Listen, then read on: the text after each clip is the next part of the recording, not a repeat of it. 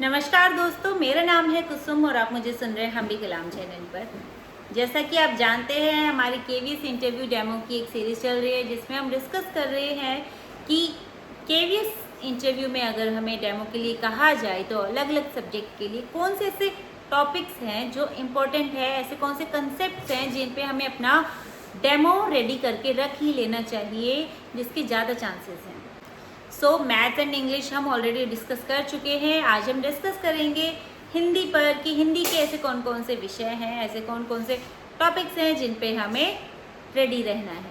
So first है मात्राएं, कि मात्राएं हम बच्चों को कैसे पढ़ाएं। देखिए, हमेशा ध्यान रखना है कि मात्राओं को एज सेपरेशन, एक सेपरेट कॉन्सेप्ट की तरह नहीं पढ़ाना है। आपने खुद ने भी देखा होगा कि जो बुक्स है उनमें कैसे चैप्टर्स में एक इंटीग्रेटेड वे में मात्राओं को पढ़ाया गया है। तो आप उनको ध्यान में रखते हुए अपने लेसन को प्रिपेयर करें और फिर एक एक करके मात्राओं को इंट्रोड्यूस कर सकते हैं। जैसे कि आ की मात्रा हो गई तो उसमें बच्चों को फिजिकली कोई एक्टिविटी करा सकते हैं कि ठीक है से भी खड़े हो जाओ, या फिर कोई स्टोरी से स्टार्ट कर सकते हो कि आज मुझे क मिला, क उदास था कि मैं ऐसे अकेला अकेला घूमता रहता हूँ। तो फिर मैंने उसको कहा ठीक है, मैं तुम्हें किसी से मिलवाता हूँ।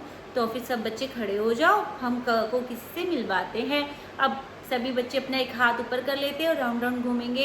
अच्छा, ये जो पूरा ये डंडा बन गया है, ये क्या है? आ। तो क में आ लग गया। अब क की कैसी साउंड आएगी? का। यानी कि अब क नहीं रहा, वो का बन गया। किसकी वजह से?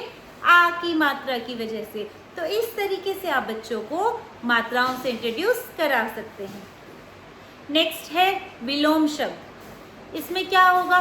कंट्रास्टिंग चीज़ों के एग्जाम्पल लेते हुए, बच्चों की डेली लाइफ के एग्जाम्पल्स लेते हुए, क्लासरूम में भी ऐसी बहुत सारी चीज़ें होंगी, उनके एग्जाम्पल लेते हुए बच्चों को विलोम शब्द सिखा सकते हैं।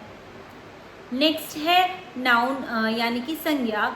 संज्ञा में भी आप ऐसे ही क्लासरूम में कुछ छिपी, जैसे कि हमने इंग्लिश के डेमो में भी डिस्कस किया कि क्लासरूम में अलग अलग जगह पे चीज़ें छुपी हुई हैं, पहेलियाँ हल कर रहे हैं, उन चीज़ों को ढूंढ रहे हैं, उन चीज़ों के नाम बोर्ड पर लिख रहे हैं।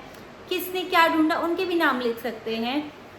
कहाँ पर मिली उन जगहों के नाम लिख सकते हैं। फिर हम बच्चों से डिस्कस करेंगे कि ये जो नाम लिखे हुए हैं ये क्या कहलाते हैं? नाम वाले शब्द, यानी कि संज्ञा, है ना।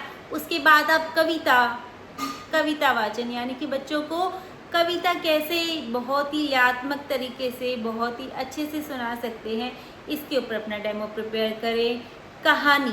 कहानी में क्या आएगा कि पिक्चर की हेल्प से कैसे कहानी, स्टोरी टेलिंग की जा सकती है। आपने छोटी क्लासेस की बुक्स में देखा होगा कि पिक्चर्स हैं, उनसे बच्चों को खुद इमेजिन करने की क्या हो रहा है, क्या आगे आगे स्टोरी हो रही है। तो देखिए, कई बच्चे सोचेंगे, बहुत सारे कैंडिडेट्स ऐसे होंगे जिनकी ड्राइंग अच्छी नहीं है।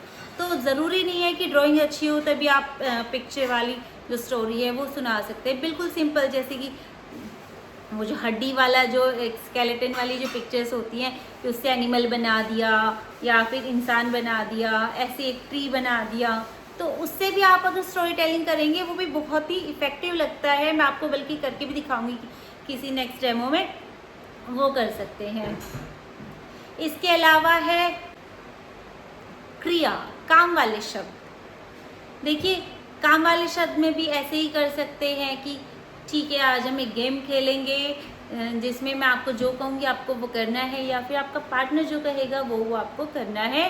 फिर वो सब एक्टिविटी करानी है, बोर्ड पर लिखना है, फिर बच्चों से उन पर डिस्कशन करना है। तो इस तरीके से आप इन मेन टॉपिक्स पर अपना डेमो प्रिपेयर कीजिए, और आपको और इससे रिलेटेड जो भी डाउट्स हैं या फिर और कुछ ऐड ऑन करना है वो कमेंट्स में बताएं। थैंक यू सो मच, मिलते हैं नेक्स्ट वीडियो में।